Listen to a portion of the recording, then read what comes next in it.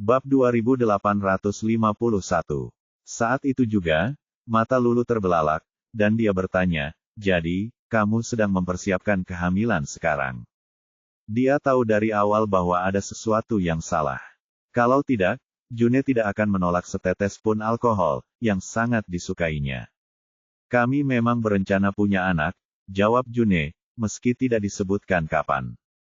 "Baiklah, kalau begitu, berusahalah sebaik-baiknya," goda Lulu, mendukung keputusan June untuk memulai keluarganya sendiri dengan Samuel di masa mendatang. Mengalihkan perhatian ke Lulu, June mengangkat alisnya dan bertanya, "Bagaimana denganmu? Sudahkah kau mempertimbangkannya?" Lulu menggelengkan kepalanya, merasa canggung bagi Lulu untuk menempatkan dirinya dan Spencer dalam sorotan sekarang. "Kami belum memikirkannya, yah, setidaknya untuk saat ini." "Kenapa?" tanya June bingung. Lagi pula, mereka sudah menikah, jadi aneh jika pikiran untuk memiliki anak tidak pernah terlintas di benak Lulu. "Sudahlah, jangan bahas ini lagi. Aku akan membiarkan semuanya berjalan alami," kata Lulu malu-malu, mengalihkan pembicaraan darinya. "Ayo, makanannya sudah siap. Ayo kita makan," lanjut Lulu. Pada saat itu, June memutuskan untuk tidak mendesak lebih jauh, karena dia tahu bahwa Lulu sudah bertekad untuk menghindari topik tersebut. Bagaimanapun, setiap orang punya rencana yang berbeda untuk hidup mereka, yang tidak masalah selama mereka bahagia. Dengan keputusan yang telah mereka buat, saat mereka menikmati makanan, Nicole melirik Lulu dan berkata, "Besok kau harus pergi ke Ellison Group dan menyelesaikan pengaturan kerja dengan Harvey. Setelah itu, kau bisa kembali ke sini." "Baiklah," Lulu mengangguk setuju dengan penuh semangat. "Harvey?" tanya June dengan bingung. "Apakah dia baik-baik saja sekarang? Aku tidak sempat menceritakan ini padamu sebelumnya. Kami baru saja kembali dari rumah sakit. Sekarang dia baik-baik saja." Lulu membuka pembicaraan, menjelaskan situasi secara singkat kepada June. June mengangguk. "Jadi begitulah yang terjadi, ya. Apa yang Nicole lakukan sungguh mengesankan. Dia berhasil membuat Harvey berhenti mengasihani diri sendiri dalam hitungan menit. Saya ada di sana saat kejadian itu. Saya bisa mendengarnya berteriak padanya saat saya berada di luar bangsal. Fiuh, sesaat, saya pikir dia akan membunuh Nicole," kata Lulu dengan bangga. "Jangan khawatir, dia tidak akan mampu melakukannya bahkan jika dia mau," kata June, novel drama. "Itu benar," Lulu setuju sambil mengangguk. Kekhawatirannya tidaklah tidak berdasar, karena kemarahan Harvey terlihat jelas, bahkan dari luar bangsal tempat dia berdiri. Bab-bab buku diperbarui setiap hari bergabung dan tetap terkini untuk semua pembaruan buku. Oh, ngomong-ngomong, sekarang Harvey sudah kembali memimpin Ellison Group, apakah dia akan mengurus urusannya sendiri? June bertanya pada Nicole dengan sedikit khawatir. "Maksudku, kamu tetap harus berhati-hati terhadapnya," imbuhnya. "Tenang saja, dia belum gila, jadi dia pasti bisa mengendalikan diri," jawab Nicole percaya diri. Dia tahu betul bahwa Harvey menuruti tuntutannya hanya karena tidak mau kalah. Tidak akan mengejutkannya jika Harvey sekarang membencinya karena posisi barunya sebagai pengawas perusahaannya. Namun, dia tidak khawatir. Jika Harvey mendedikasikan waktu dan usahanya untuk mengelola Ellison Group dengan sepenuh hati, dia mungkin akhirnya bisa terbebas dari keluhannya dan memahami pengaturan baru Thomas, yang memang bermaksud baik. "Baguslah." June mengangguk, akhirnya merasa lega. Saat mereka bertiga makan dan mengobrol, sebuah suara tiba-tiba terdengar. "Ada acara makan malam, ya. Apa aku boleh ikut?" Saat mendongak, mereka terkejut melihat Ellar berdiri tepat di hadapan mereka. "Kenapa kamu di sini?" "Aku belum makan malam, dan aku tahu kalian semua sedang makan di sini, jadi aku datang ke sini untuk bergabung dengan kalian." Ellar kemudian menatap Nicole dan memohon. "Bolehkah aku tinggal, Nicole?" Nicole terhibur saat melihat ekspresi di wajahnya. "Tentu, silakan duduk." "Keren sekali." Ellar duduk dengan gembira dan mengambil salah satu sendok yang belum terpakai, siap untuk makan.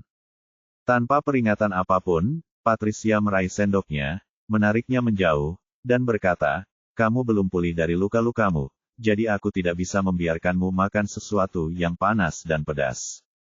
Lukanya hampir sembuh. Percayalah, aku bisa makan ini, Ellar segera menjelaskan, khawatir Patricia berusaha membuatnya pergi. Tidak, Patricia menyangkal, menolak untuk menyerah sama sekali. Melihat ini, Ellar hanya bisa memohon, tapi aku benar-benar lapar. Kalau begitu, minumlah kaldu ayam, kata Patricia sambil memberi isyarat kepada pelayan untuk menyajikan semangkuk kaldu ayam kepada Ellar. Bab 2852. Tak lama kemudian, pelayan itu kembali sambil membawa semangkuk kaldu ayam panas di atas nampan. Ellar menelan ludah sambil menatap keranjang berisi ikan dan keripik, keinginannya tampak jelas. Ada apa? Kamu tidak senang dengan sup yang diberikan kepadamu? Patricia mengangkat sebelah alisnya dan bertanya dengan nada suara yang agak mengancam. Tidak, aku menyukainya. Ellar segera mengalihkan pandangannya, hendak menghabiskan sesendok kuahnya. Melihat Ellar yang menurut dengan enggan membuat Patricia merasa puas sekaligus lega. Orang ini bahkan tidak memperhatikan kesehatannya sendiri. Aku tahu kamu peduli padaku, jadi aku tidak akan menyangkal bahwa sup ini benar-benar terasa nikmat, kata Ellar dengan bangga, sebelum menyeringai puas. Ucapan Ellar yang tiba-tiba itu membuatnya terkejut dan tersedak.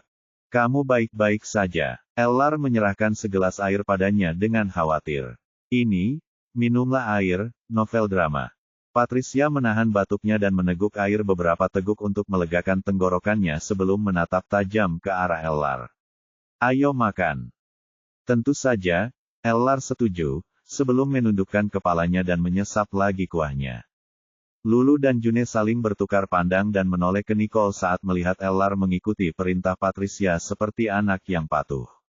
Namun, Nicole tidak banyak bereaksi, karena ia tetap tenang dan menikmati sepiring fish and chips-nya. June dan Lulu lalu bertukar pandang lagi. Memutuskan untuk menahan keinginan mereka untuk bergosip, mereka menundukkan pandangan dan melanjutkan makan.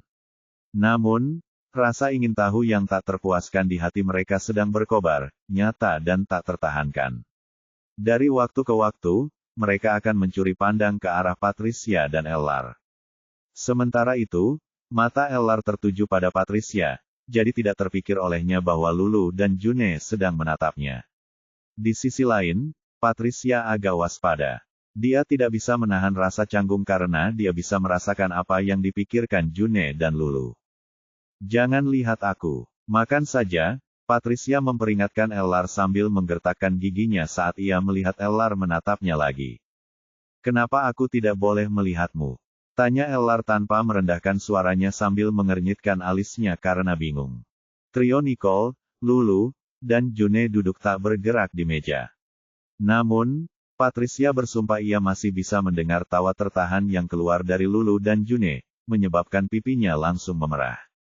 Diam, Patricia melotot ke arah Ellar, matanya menyala karena kesal. Apakah orang ini gila atau apa? Apakah dia benar-benar tidak menyadari apa yang sedang terjadi, atau dia hanya berpura-pura bodoh? Oke, Ellar segera menundukkan kepalanya dan melanjutkan makan setelah menyadari bahwa dia telah membuat Patricia marah. Hei, kenapa kau tidak mempertimbangkannya? Kurasa kalian berdua cukup cocok, bisik Lulu kepada Patricia. Patricia, yang merasa sedikit tidak nyaman dengan gagasan bahwa ia harus bertemu dengan Ellar, mengalihkan topik pembicaraan. Jika kau tidak makan sekarang, orang lain mungkin akan menghabiskan semuanya. Kemudian, dia cepat-cepat menundukkan kepalanya dan melanjutkan perkataannya, tidak ingin orang lain membahas sesuatu yang sedikit pun berhubungan dengannya. Lulu mengangkat sebelah alisnya saat melihat betapa pemalunya Patricia. Dia hendak mengatakan sesuatu, tetapi sebelum dia sempat, Ellar sudah mendahuluinya. Hai, Nicole, apakah persiapan pernikahan kakakku sudah hampir selesai? Ya, seharusnya sudah sekarang, jawab Nicole. Apakah selama ini kau tidak menghubungi keluargamu? Lulu memutar matanya ke arah Ellar, yang mengalihkan sorotan lampu dari Patricia untuk melindunginya dari pengawasan lebih lanjut. Maksudku, aku memang memberitahu mereka bahwa aku pernah bepergian ke luar negeri. Jika aku menghubungi keluargaku secara rutin, aku takut mereka akan mengetahui rahasiaku, Ellar menjelaskan dengan acuh tak acuh. Lulu mengerutkan bibirnya, merasa sulit untuk mempercayainya. Baiklah, silakan makan lagi. Ellar menoleh ke Patricia, menyendok potongan salad Caesar di mangkuk dan menaruhnya di piringnya. Lulu, tolong jangan buat mereka kesulitan. Kamu bisa saja menghancurkan kesempatan mereka untuk bersama, June memperingatkan Lulu dengan nada serius. Jelaslah bahwa Patricia menolak setiap rayuan Ellar, meskipun dia telah menunjukkan berkali-kali bahwa dia peduli padanya. Oleh karena itu, June merasa bahwa yang terbaik adalah mereka menjauhi perselingkuhan Ellar dan Patricia. Bab 2853. Ya, aku mengerti. Lulu mengangguk, memahami maksud June. Awalnya dia hanya bercanda, tapi setelah melihat reaksi Patricia terhadap komentar kecil tak bersalah yang dia buat, dia menyadari bahwa Patricia menganggapnya serius. Penasaran, Lulu mengernyitkan alisnya dan berbisik kepada Nicole, apakah Patricia mengkhawatirkan sesuatu yang tidak bisa dia ungkapkan kepada kita? Dia selalu merasa bahwa meskipun Patricia peduli terhadap Ellar, dia tidak pernah membalas perasaan Ellar padanya, dan pasti ada alasan kuat untuk itu. Setelah melirik Patricia dan kembali ke Lulu, Nicole hanya menjawab, mungkin. Karena ini adalah masalah pribadi yang tampaknya tidak ingin dibicarakan oleh Patricia, Nicole tidak ingin menyelidikinya terlalu dalam. Ia percaya bahwa Patricia harus diberi ruang pribadi untuk mencari tahu sendiri. Baiklah kalau begitu, jawab Lulu sambil mendesah saat melihat ke arah Patricia dan Ellar. Dia pikir akan sangat disayangkan kalau mereka berdua kehilangan kesempatan untuk berkumpul, tetapi pada akhirnya, keputusan akhir ada di tangan Patricia dan Ellar. Setelah makan malam, kelompok yang beranggotakan 5 orang itu keluar dari restoran. Aku akan mengantarmu pulang, kata Ellar kepada Patricia. Sambil mengangkat alisnya dengan jengkel, Patricia menjawab dengan dingin, kau harus mengerti bahwa aku harus mengantar Nona Riddle pulang. Baiklah, kakak iparku akan datang menjemputnya. Kau tidak boleh menghalanginya dari apa yang sudah direncanakannya, desak Ellar sambil memegang Patricia. Begitu dia berbicara, mobil Jared berbelok di tikungan dan berhenti di depan mereka. Hai, Jared. Ellar melambaikan tangan ke arah Jared dengan gembira. Patricia menyipitkan matanya saat mengamati Ellar, curiga bahwa dia sengaja memanggil Jared. Merasa sedikit bersalah, Ellar menghindari tatapan Patricia dan berbalik ke Nicole. Nicole, suamimu akan menjemputmu. Kamu bisa pulang dulu. Baiklah. Nicole setuju dan langsung menuju mobil Jared. Nicole tahu apa yang sedang direncanakan Ellar, tetapi karena Jared sudah ada di sana, dia tetap masuk ke mobil, tidak ingin membuat masalah besar. Setelah Nicole dan Jared menghilang di kejauhan, June dan Lulu mengumumkan, kami juga akan pergi. Baiklah, ayo kita pergi bersama. Aku akan mengantar kalian berdua, Patricia menawarkan dengan cepat. Tidak apa-apa. Kita naik taksi saja. Setelah menolak tawaran Patricia, keduanya memanggil taksi yang lewat, masuk, dan pulang. Bibir Patricia berkedut. Meskipun dia bukan tipe yang suka menggigit, kedua orang itu tampak menghindarinya seperti dia adalah binatang buas yang siap menerkam. Baiklah, ayo pulang, kata Ellar kepada Patricia dengan senyum lembut terukir di wajahnya. Frustrasi dengan situasi yang mereka alami, Patricia melotot ke arah Ellar. Aku bisa jalan sendiri. Patricia. Ellar segera mengulurkan tangan untuk meraihnya saat melihat Patricia berbalik untuk berjalan pulang sendiri. Biar aku yang mengantarmu pulang. Tidak apa-apa. Patricia menarik paksa tubuhnya, membuat Ellar menjerit kesakitan. Aduh, sakit sekali. Rasa frustrasi lain langsung muncul di bibirnya. Bukan saja para wanita di perusahaannya menjauhinya seperti wabah, tetapi mereka juga telah meninggalkannya sebagai seorang pria kekanak-kanakan di Ellar yang harus dihadapinya. Dengan jengkel, dia menoleh ke arahnya dan bertanya, lenganmu seharusnya tidak sakit lagi, bukan? Apakah dia memanfaatkan lukanya untuk mendapatkan simpati? Tanyanya. Tapi itu benar-benar menyakitkan, jawab Ellar, suaranya lemah dan menyedihkan. Benarkah? Patricia mengangkat lengannya dengan ragu untuk memeriksa lukanya. Lukanya sudah sembuh. Bahkan ada bekasnya di sana, jadi mengapa dia bilang masih sakit? Tanyanya pada dirinya sendiri. Ellar yang terkejut, meraih tangan wanita itu dan menempelkannya di dadanya, tepat di jantungnya. Sakit sekali di sini. Kamu, pipi Patricia memerah saat dia menyadari apa yang sedang direncanakannya. Lalu dia cepat-cepat menarik tangannya dan mundur beberapa langkah. Beraninya dia menipuku lagi. Dia tampak begitu lembut dan rendah hati dari luar, tapi begitu aku lengah, dia langsung menjebakku. Gerutunya. Seperti yang diduga, tindakan Patricia yang menjauh darinya membuatnya sedih dan patah semangat. Patricia, aku tahu kamu peduli padaku. Tidak bisakah kamu memberiku kesempatan? Satu kesempatan saja, kumohon. Dia tidak dapat menerima kenyataan bahwa Patricia masih menolak memberinya kesempatan, meskipun sekarang sudah jelas bahwa dia mempunyai perasaan terhadapnya. Patricia menggigit bibirnya sebagai tanggapan, dan dengan nada yang dipenuhi dengan ketegasan dingin, dia menjawab, tolong bantu kami berdua dan jangan mengatakan hal-hal seperti itu. Bab 2854. Setelah mengucapkan kata-kata itu kepadanya, Patricia bergegas menuju mobilnya yang diparkir di tempat parkir. Mata Ellar berbinar karena kesakitan dan kesedihan atas tanggapan Patricia, tetapi dia menggertakkan giginya dan tetap mengikutinya. Dia bisa merasakan bahwa perlawanan Patricia terhadapnya tidak sekuat yang dia duga, jadi sebaiknya dia tidak menyerah sekarang. Begitu mereka sudah berada di dalam mobil, Patricia berkata dengan nada dingin dan acuh tak acuh, duduklah dengan tenang, aku akan mengantarmu pulang dulu. Setelah itu, ia menginjak pedal gas dalam-dalam, membawa mobil keluar dari tempat parkir dalam sekejap. Setelah mengantisipasi seberapa cepat ia akan melaju, Ella secara naluriah mengencangkan sabuk pengamannya dan meraih pegangannya. Dalam perjalanan, Patricia melaju dengan kecepatan 80 mil per jam, membuat suasana di dalam mobil menjadi hening namun tegang, dengan Ellar yang gugup mengencangkan pegangannya pada gagang mobil, wajahnya berkerut karena takut dan khawatir. Dia tahu bahwa Patricia sedang dalam suasana hati yang buruk, dan tidak dapat menahan diri untuk bertanya-tanya apakah itu karena pengakuan yang telah dia buat sebelumnya. Setelah beberapa saat, Patricia berbelok kanan dan membawanya tepat ke pintu masuk Baikop.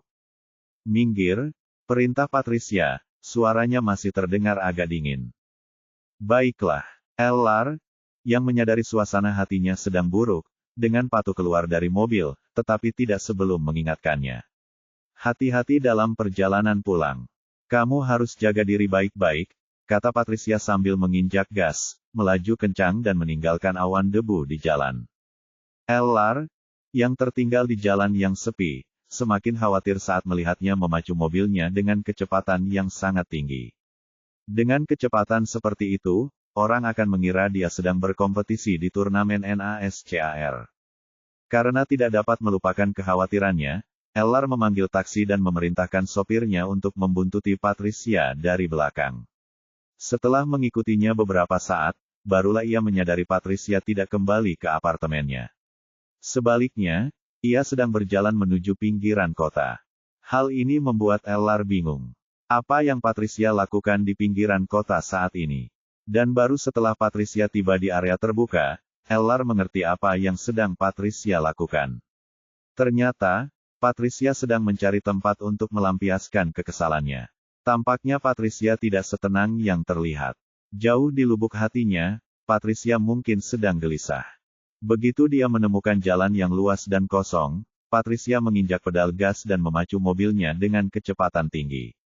Di dalam dadanya ada kekuatan yang kuat dan mengganggu yang membebani hatinya dan menggerogotinya, dan hanya dengan mengemudi secara gegabah dia bisa merasakan sedikit kelegaan. Novel drama. Entah mengapa, dia merasa gelisah. Pada saat yang sama, kata-kata Ellar bergema di benaknya, menanyakan mengapa dia tidak bisa memberi mereka kesempatan.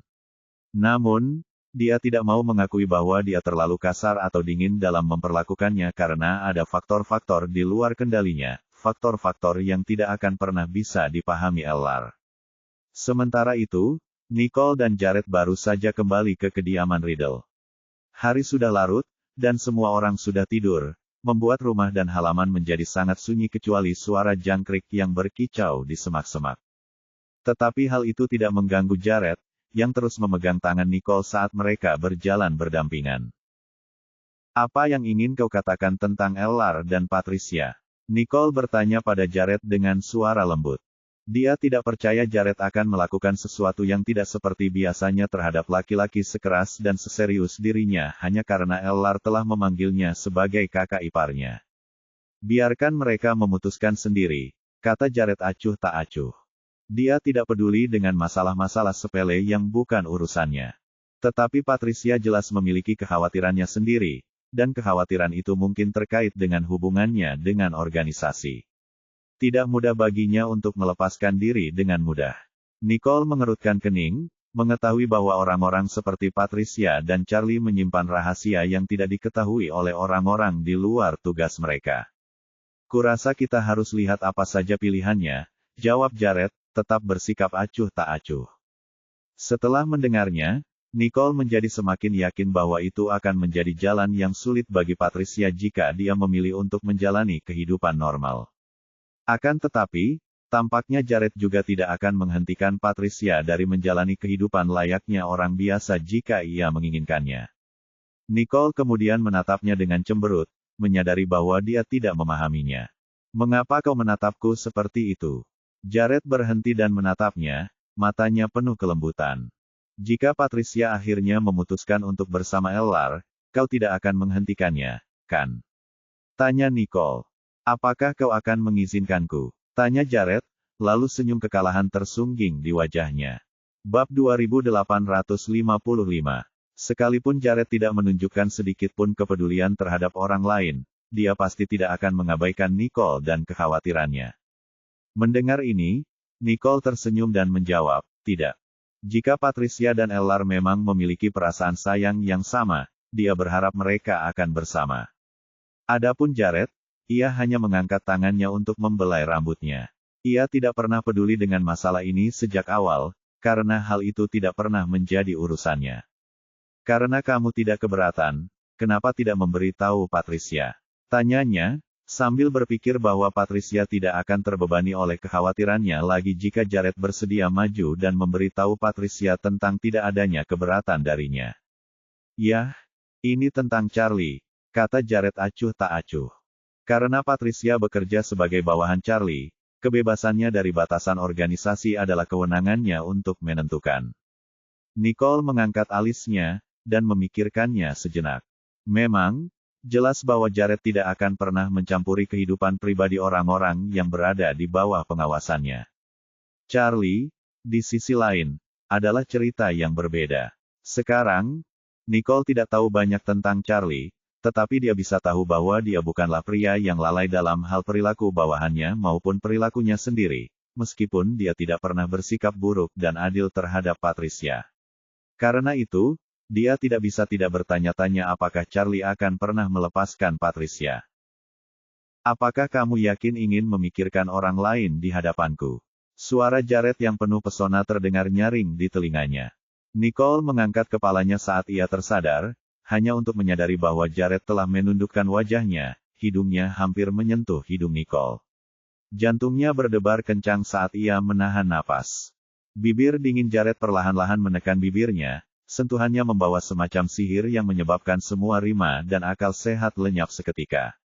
Dengan kedua tangannya melingkari leher Jared, Nicole secara naluriah membalasnya.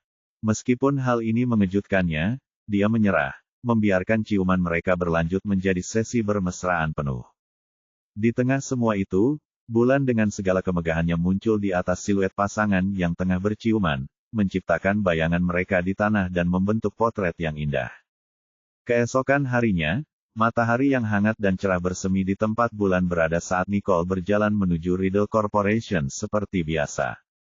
Dia bingung saat melihat Lulu sudah datang. Kenapa kamu di sini? Dengan seringai getir di wajahnya, Lulu mengeluh, si brengsek Harvey itu sudah gila.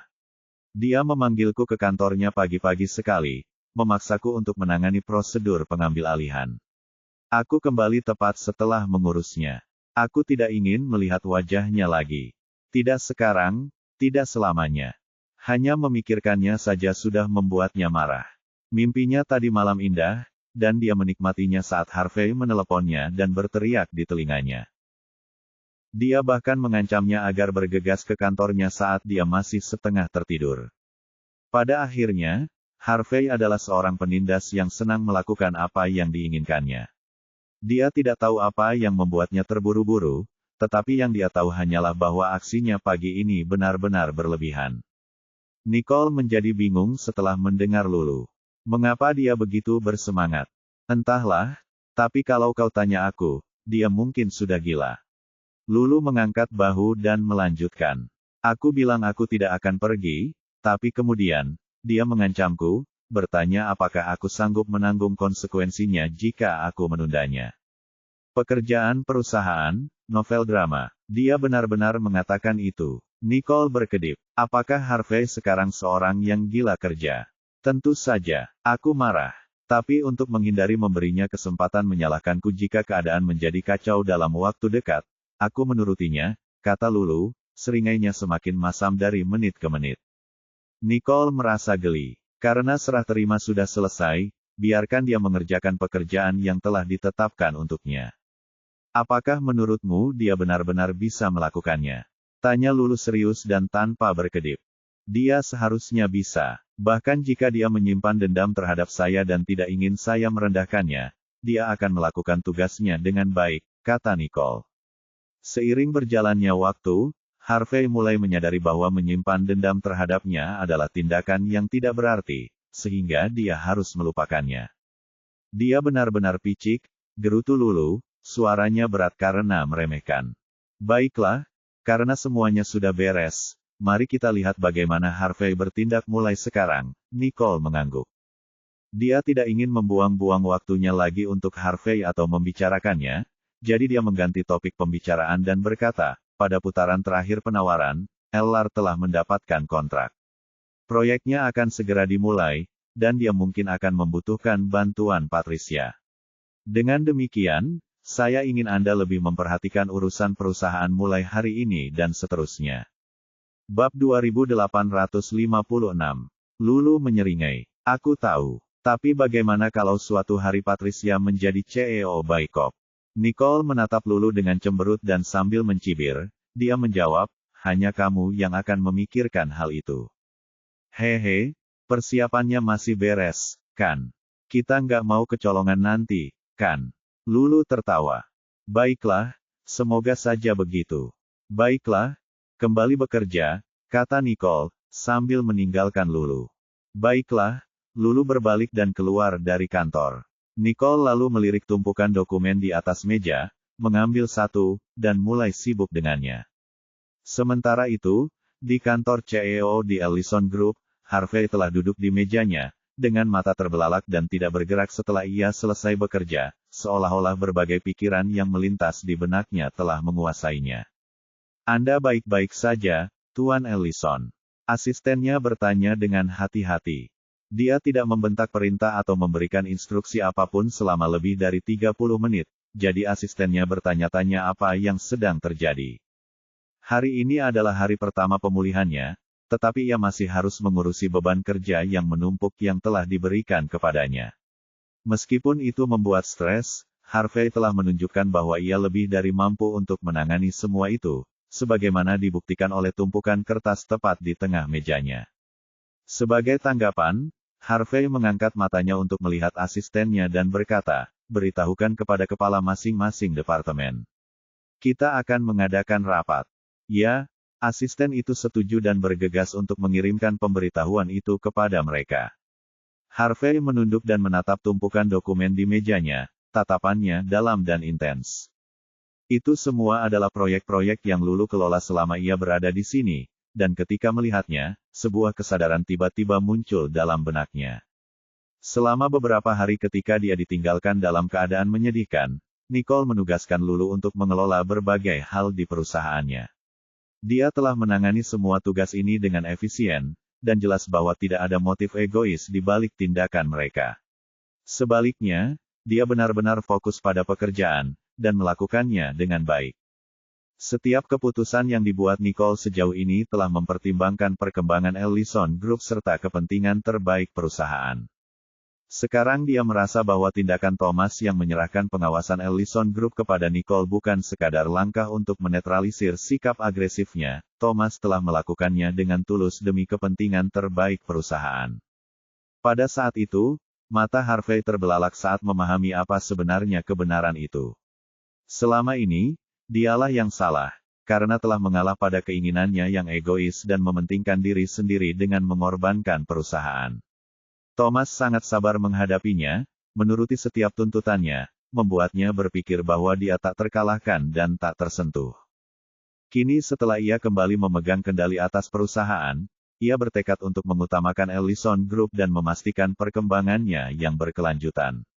Itu adalah peran yang harus ia usahakan dengan sebaik-baiknya. Setelah mengambil napas dalam-dalam, Harvey mengangkat kepalanya dan menatap keluar jendela. Mungkin sudah waktunya untuk mengunjungi kakek. Matahari terasa hangat dan cerah di sore hari. Nicole, lusa adalah hari pernikahan Emery. Apakah kamu sudah menyiapkan hadiah untuknya? Tanya Lulu pada Nicole. Ya, aku sudah menyiapkan kartu hadiah. Bibi Emma sudah mengatur semuanya. Aku sudah memikirkan hadiah yang akan kuberikan, tapi tidak ada yang cocok untuk pasangan ini, jawab Nicole. Lagi pula, Emery dan calon istrinya sudah memiliki semua yang mereka butuhkan. Baiklah, Spencer dan aku akan memberikan mereka sejumlah uang. Biarkan mereka melakukan apapun yang mereka mau dengan uang itu, usul Lulu sambil tersenyum, karena ia juga tidak dapat memutuskan apa yang harus diberikan Spencer kepada mereka. Wah, Stanley dan Emery memang sudah sepakat untuk menjodohkan, tapi Emery adalah satu-satunya yang menikah sekarang. Lulu mendesah. Ada kabar terbaru tentang Stanley dan Tia. Seharusnya tidak ada masalah. Hanya saja Stanley belum membuat pengumuman resmi. Aku tidak tahu apa yang ada dalam pikiran Stanley. Nicole mengangkat bahu. Tidak dapat disangkal bahwa Stanley agak tertutup akhir-akhir ini, sesuatu yang Nicole cukup peka untuk menyadarinya. Itu benar. Lulu mengangguk, bertanya-tanya apakah Stanley sedang merencanakan sesuatu. Ketika Stanley merasa sudah saatnya untuk mempublikasikan hubungannya dengan Tia, dia akan melakukannya. Kata Nicole. Dia tidak terlalu khawatir karena dia hanya ingin mereka berdua bahagia. Oh, ngomong-ngomong, apakah luka Ellar sudah sembuh total? Dia seharusnya bisa menghadiri pernikahannya, kan? Tanya Lulu, mengingat bahwa lengan Ellar masih terluka. Bab 2857. Dia pasti ada di sana. Kalau tidak, Bibi Emma pasti akan menyadari sesuatu yang tidak biasa. Nicole mengangguk. Emma tidak akan terlalu memikirkan ketidakhadirannya jika dia tetap yakin bahwa dia masih dalam perjalanan ke luar negeri. Namun, dia pasti akan merasa curiga jika dia tidak kembali ke pernikahan Emery. Menurutmu, apakah Patricia akan menghadiri pernikahan Ellar? Lulu bertanya pada Nicole, alisnya terangkat karena penasaran. Sifat Lulu yang suka bergosip membuat Nicole geli, yang membalas. Kalau kamu memang penasaran, kenapa kamu tidak tanya langsung padanya? Bukannya aku tidak mau bertanya. Aku hanya khawatir kalau aku bertanya, Patricia tidak akan muncul, kata Lulu menjelaskan dilemanya. Kemudian, Nicole tersenyum dan berkata, dia mungkin tidak akan ada di sana. Tapi dia sangat peduli pada Ellar. Tidakkah dia khawatir dengan fakta bahwa Ellar masih terluka? Lulu membantah, bingung dan tidak percaya. Serius, pikirnya, cedera Ellar seharusnya sudah membaik sekarang. Selain itu, semua orang dari keluarga Riddle akan ada di sana. Pikirkanlah, apakah sesuatu akan terjadi pada Ellar jika kita semua ada di sekitar. Novel drama. Dengan demikian, Patricia seharusnya bisa bersikap lebih santai dan tinggal di rumah. Awalnya, Nicole tidak ingin memberitahu Lulu bahwa Patricia tidak akan muncul, meskipun ia khawatir dengan Ellar. Lagi pula, Patricia mungkin belum memutuskan apakah ia akan ikut atau tidak, jadi Nicole tidak ingin memberi harapan palsu kepada Ellar. Tanpa berpikir panjang, Lulu mengangguk dan setuju. Itu masuk akal. Sayang sekali, aku penasaran kapan Ellar dan Patricia akan benar-benar bersama, dan apakah itu mungkin. Dia merasa bahwa dua orang harus memanfaatkan kesempatan dan mewujudkan hubungan tersebut jika mereka kebetulan memiliki perasaan satu sama lain. Saat mereka mengobrol, waktu istirahat makan siang pun berlalu. Ah, saatnya kembali bekerja lagi. Beralih ke mode produktivitas sekarang. Lulu berdiri dan menyatakan. Nicole tersenyum, berdiri, dan berjalan menuju mejanya. Setelah Lulu pergi, Nicole kembali sibuk dengan pekerjaannya. Dalam sekejap mata, senja pun tiba, memberikan langit warna ungu dan biru yang khas. Saat keluar dari gedung kantor, Nicole melihat mobil Jared. Ia berjalan cepat, ingin menyapanya setelah seharian beraktivitas, tetapi ternyata Jared tidak ada di dalam mobil. Hal ini membuatnya bingung, jadi dia menoleh ke Max dan bertanya, "Mengapa kamu sendirian?" Tentang itu, Nyonya Johnston. Tuan Johnston memiliki banyak pekerjaan yang belum diselesaikannya, jadi dia meminta saya untuk mengantar Anda pulang terlebih dahulu, jelas Max. Setelah masuk ke dalam mobil, Nicole bersandar di kursi dan memerintahkan, "Antar aku ke kantornya." Max ragu sejenak, lalu akhirnya setuju. "Tentu saja, Bu. Tuan Johnston." Dia menyalakan mobil, dan keduanya berjalan menuju Johnston Group. Setibanya di sana, Nicole pergi ke kantor Jared dan mengetuk pintu. "Datang." Mendengar suara Jared, Nicole membuka pintu dan berjalan santai ke kantor. Seperti yang diduga, Jared terkejut melihat Nicole masuk. "Kenapa kamu di sini? Bekerja lembur itu sulit, jadi aku datang untuk menemanimu." Nicole tersenyum dan berjalan ke meja Jared. Jejak kelembutan terpancar di mata Jared. Ia meletakkan berkas-berkas itu kembali ke meja, berdiri, dan menghampiri Nicole. "Bukankah seharusnya kamu bekerja?" tanya Nicole, agak terkejut. "Kita makan malam dulu. Aku mungkin harus bekerja sampai larut malam. Kau boleh pulang setelah kita selesai makan," Jared menjelaskan. "Aku datang ke sini untuk menemanimu, jadi bagaimana aku bisa pergi tanpamu?" kata Nicole, berpegangan erat pada lengan Jared dan bersikap lebih genit. "Jika Tuan Johnston tidak keberatan, saya bisa menawarkan bantuan. Tolong jangan usir saya, Tuan." Tuan Johnston. Senyum penuh kasih terpancar di wajah Jared saat itu, lalu dia mengangguk. "Tentu saja. Terima kasih, Tuan Johnston." Nicole tersenyum lebar. Jared lalu mengangkat tangannya dan membelai rambutnya dengan lembut. "Ke sofa saja kalau kau mau."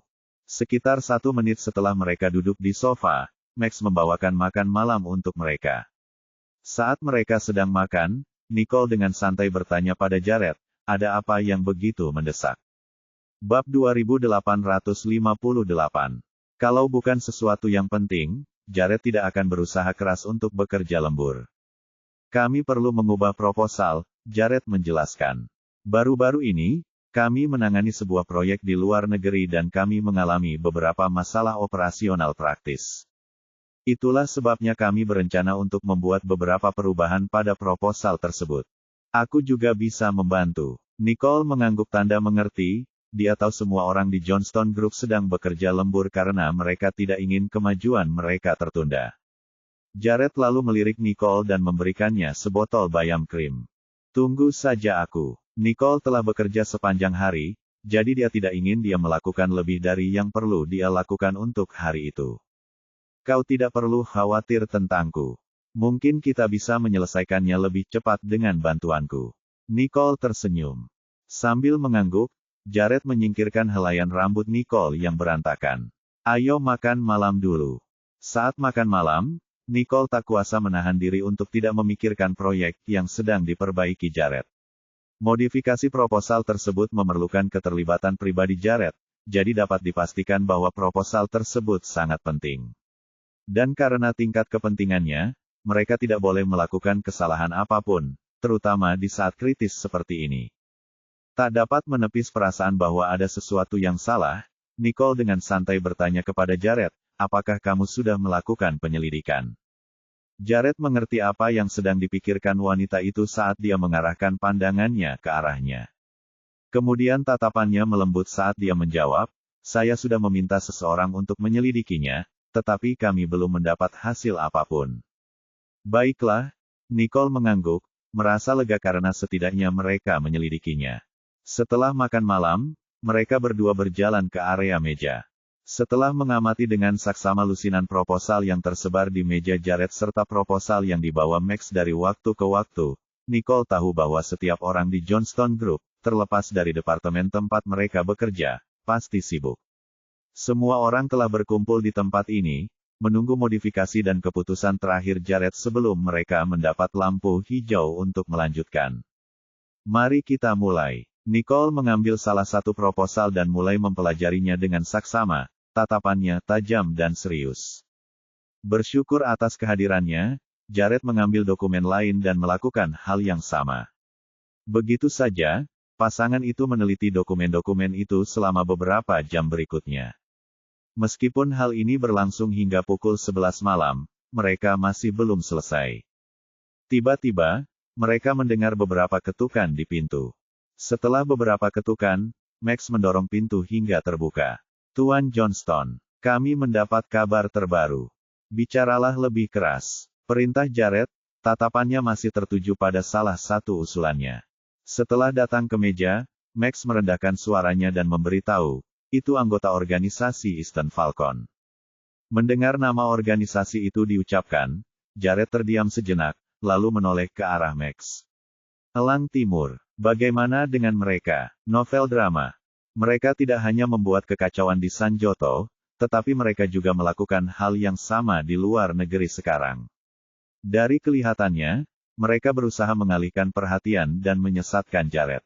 Ya, anak buah kami telah menemukan beberapa petunjuk, begitu pula Zain, jawab Max. Apa yang mereka rencanakan? Motif mereka seharusnya tidak sesederhana mengganggu proyek demi proyek itu sendiri, tanya Jared. Diperlukan lebih dari sekadar tindakan remeh seperti ini untuk melumpuhkan Johnston Group, sesuatu yang seharusnya diketahui oleh anggota Eastern Falcon.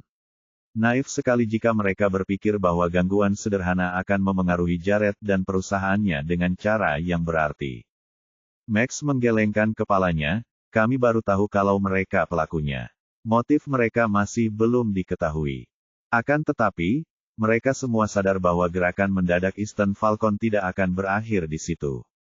Sebaliknya, gangguan terhadap proyek itu hanyalah awal dari rencana panjang dan rumit. Menurutmu, apakah mungkin mereka mencoba membuatmu terbang ke luar negeri? Nicole berspekulasi. Menurutku itu masuk akal. Lagi pula, siapapun pasti ingin menemukan cara untuk menyelamatkan proyek sepenting itu. Itu mungkin saja. Jared menyipitkan matanya. Memang, dia akan secara pribadi bepergian dan menemui klien-kliennya untuk menyelesaikan masalah apapun yang ada. Setelah mempertimbangkan dengan saksama, Jared memutuskan untuk merevisi dokumen tersebut dalam waktu semalam. Jika kesibukan larut malam ini tidak menyelesaikan masalah, ia harus terbang keluar dan melihat sendiri apa yang terjadi. Saat ia merenung, sebuah pikiran mengganggu muncul dalam benaknya. Mungkin saja, seseorang ingin ia keluar dari Sanjoto. Pertanyaannya adalah, apa yang ingin mereka capai dengan melakukan hal itu? Ada dua alur pemikiran yang muncul untuk mengantisipasi skenario ini. Entah anggota organisasi di Sanjoto mencoba mengarahkan Jared keluar dari negara itu sehingga mereka dapat menjalankan rencana mereka di sini, atau mereka berusaha memancingnya agar cabang Eastern Falcon yang lain di luar negeri dapat menyerangnya. Melihat ekspresi Jared yang merenung, Nicole mengernyitkan alisnya, setelah memahami pikirannya. Mereka mungkin tidak akan mengejarmu. Dia menduga target mereka sebenarnya ada di Sanjoto, dan kemungkinan besar targetnya tidak lain adalah dia. Bab 2859. Tiba-tiba, sebuah ide muncul di benak Nicole, saat itulah ia menatap Jared dan mengusulkan, mengapa kita tidak membalikkan keadaan? Apakah kamu menyarankan? Jared mengerutkan alisnya, memikirkannya sejenak, lalu mengangguk. Baiklah. Karena musuh telah mengambil tindakan, mereka dapat menggunakan kesempatan ini untuk menangkap dalangnya. Beralih ke Max, Jared memerintahkan, sebarkan beritanya besok. Beritahu semua orang bahwa aku akan bepergian ke luar negeri. Ya, jawab Max. Lakukan dengan hati-hati. Pastikan tidak ada yang mengetahui apa yang sedang kamu lakukan, Nicole menambahkan, memberikan tambahannya pada rangkaian instruksi pertama. Baiklah, aku akan mengaturnya sesuai rencana, Max meyakinkan. Setelah Max meninggalkan kantor, Nicole membolak-balik dokumen di tangannya dan berkata, sepertinya kita harus menyelesaikan ini hari ini, apapun yang terjadi. Begitu tugas mereka hari ini selesai, mereka akan mampu mengarahkan pandangannya ke Eastern Falcon dan mengabdikan diri untuk menghancurkan organisasi tersebut. Hampir selesai. Jared mengambil dokumen dari Nicole dan mencium keningnya. Aku bisa mengurus sisanya sendiri. Kau harus tidur sebentar. Aku akan membangunkanmu saat semuanya selesai. Nicole mengangguk, menyadari bahwa yang tersisa bagi mereka hanyalah beberapa perubahan. Baiklah. Langkah terakhir dari proses ini adalah keputusan Jared tentang apa yang harus dilakukan selanjutnya. Jadi, akan lebih baik jika dia membiarkannya mengurusnya sementara dia sendiri mendapatkan istirahat yang sangat dibutuhkannya. Setelah beberapa menit menunggu, Nicole pun terjatuh dan tertidur. Jared bangkit dan berjalan menghampiri Nicole saat ia melihat Nicole mendengkur di sofa. Ia menyelimuti Nicole dengan mantelnya dan menyetel termostat di ruangan itu, membuatnya lebih hangat dan lebih nyaman untuk Nicole. Nicole masih tertidur bahkan setelah ia menyelesaikan pekerjaan terakhirnya sekitar 1 jam kemudian, jadi ia memilih untuk tidak membangunkannya dan menggendongnya keluar kantor. Saat dia keluar dari serambi, Max sudah menunggu mereka dengan mobil yang diparkir di pinggir jalan. Setelah memasukkan Nicole ke dalam mobil, Jared sekilas melihat kerutan di dahi Nicole, yang menunjukkan bahwa Nicole merasa tidak nyaman. Ia tidak bisa menahan senyum saat ia bergeser mendekat untuk memberi Nicole lebih banyak ruang. Tuan Johnston, semuanya sudah diatur, suara bariton Max terdengar. Bagus, besok kau akan naik pesawat dan pergi. Salah satu dari kami harus ada di sana untuk menangani masalah ini secara langsung, perintah Jared. Ya, saya akan meminta seseorang untuk menyamar sebagai Anda, Tuan Johnston. Tidak akan ada kebocoran, Max meyakinkan. Karena kembaran Jared akan berangkat untuk perjalanan bisnis, maka Jared yang asli akan tinggal di Sanjoto. Baiklah, Jared mengangguk, suaranya mengandung sedikit rasa puas. Kemudian, saat ia mengalihkan pandangannya ke dedaunan yang berguguran di luar jendela, matanya menjadi gelap. Kali ini, ia bertekad untuk menemukan bajingan yang berhasil mengajak Eastern Falcon untuk bergabung dengan mereka, bajingan yang sama yang dapat membangkitkan keserakahan organisasi yang sulit dipahami seperti yang mereka hadapi. Saat matahari terbit, Nicole perlahan membuka matanya yang berkerak karena sinar menyilaukan yang menyinari celah-celah tirai, menyebabkan dia mengangkat tangan untuk melindungi dirinya. Setelah ia mengatasi rasa grogi awalnya, Nicole mengernyitkan alisnya. Apakah ini, kamarku? Semua benda di sekitarnya tampak familiar, mengingatkan Nicole bahwa ia memang ada di rumah dan kamarnya. Namun, ia tidak mengerti mengapa ia ada di rumah, padahal ia seharusnya berada di kantor Jared saat ini.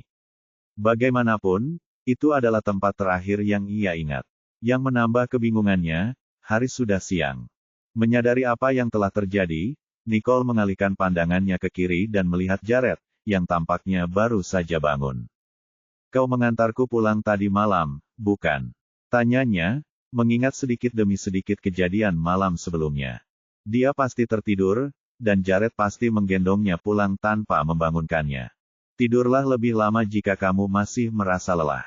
Jared berkomentar ketika melihat bahwa dia masih tampak sedikit lelah. Tidak apa-apa, meskipun dia belum mendapatkan cukup tidur seperti biasanya, sekarang hari sudah mulai larut, dan dia harus pergi bekerja, terlepas dari apakah dia sudah cukup istirahat atau belum. Mengetahui bahwa Jared pasti tidur lebih lama darinya, Nicole berkata, kamu harus tidur lebih lama. Aku akan bekerja. Kemudian, Nicole bangun dari tempat tidur dan pergi ke kamar mandi untuk menyegarkan diri, lalu ia berganti pakaian baru sebelum keluar. Bab 2860. Melihat Jared juga sudah bangun, dia bertanya, apakah kamu mau keluar? Tidak, aku tidak, jawabnya. Max seharusnya sudah meninggalkan negara itu sekarang, karena orang-orang di Sanjoto dan luar negeri percaya bahwa Jared sudah tidak ada di negara itu lagi. Jadi, dia tidak bisa tampil di depan publik untuk sementara waktu. Lalu kenapa kamu belum tidur? Tanya Nicole, sambil berpikir bahwa dia harus tidur lebih lama. Sekarang sudah tidak apa-apa. Ada beberapa hal yang perlu saya urus sekarang, jawabnya. Jared kemudian langsung menuju kamar mandi, tetapi dihentikan di tengah jalan oleh Nicole, yang memeluk pinggangnya. Nicole tersenyum sambil menatapnya. Aku akan bekerja. Kau harus makan dengan baik dan beristirahat dengan cukup, oke? Aku akan kembali lebih awal setelah bekerja. Setelah memberinya senyum lembut, dia menundukkan kepalanya untuk mencium bibir Nicole.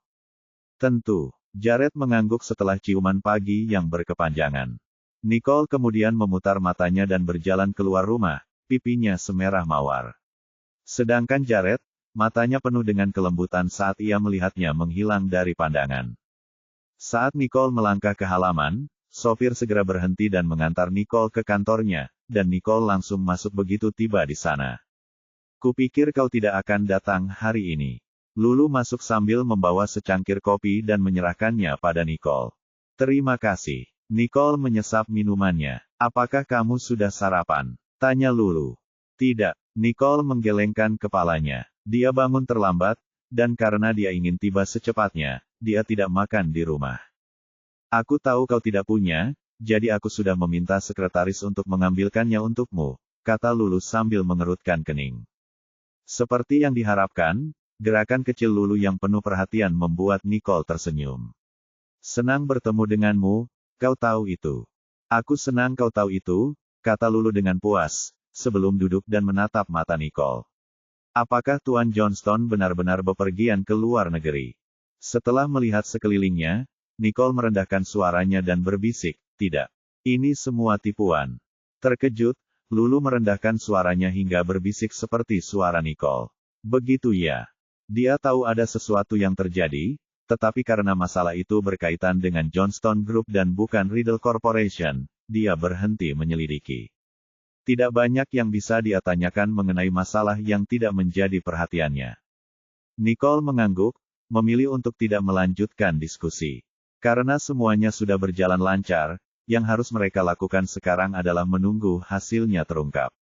Ah, Damien juga bertingkah agak aneh. Biasanya, dia akan berada di titik pertemuan, tapi aku tidak melihat tanda-tandanya hari ini. Aku tidak yakin apakah dia telah menemukan sesuatu atau apakah perannya dalam misi tersebut telah terpenuhi. Lulu berkata pada Nicole. Dengan kerutan di wajahnya, Nicole bertanya, Damien tidak muncul hari ini, ya? Ya, saya rasa ada masalah, imbuh Lulu, meski ia tidak tahu persis apa yang terjadi. Baiklah. Aku akan meminta Patricia untuk menyelidikinya. Nicole mengangguk, lalu melanjutkan menelepon Patricia. Dan setelah memberitahu Patricia tentang kekhawatirannya, dia menutup telepon. Dia menduga Damien akan memperhatikan orang-orang yang ditugaskannya untuk mengawasinya. Meskipun dia mungkin tidak tahu siapa yang melacaknya, dia mungkin menyadari bahwa seseorang telah membuntutinya saat itu. Bahkan jika memang begitu, mengapa Damien tiba-tiba mengubah kebiasaannya? Tanyanya, apakah karena dia benar-benar tidak peduli, atau karena dia tidak punya pilihan lain? Nicole, mata Lulu membelalak. Mungkinkah Damien mencoba melarikan diri? Novel drama. Melarikan diri. Gumam Nicole, memikirkan kemungkinan-kemungkinannya. Saat Lulu memikirkannya, dia menjelaskan, besok pernikahan Emery akan dilangsungkan, dan semua orang di keluarga Riddle akan terlalu fokus pada upacara tersebut hingga tidak memerhatikannya. Ini adalah kesempatan yang tepat baginya untuk melarikan diri, bukan begitu?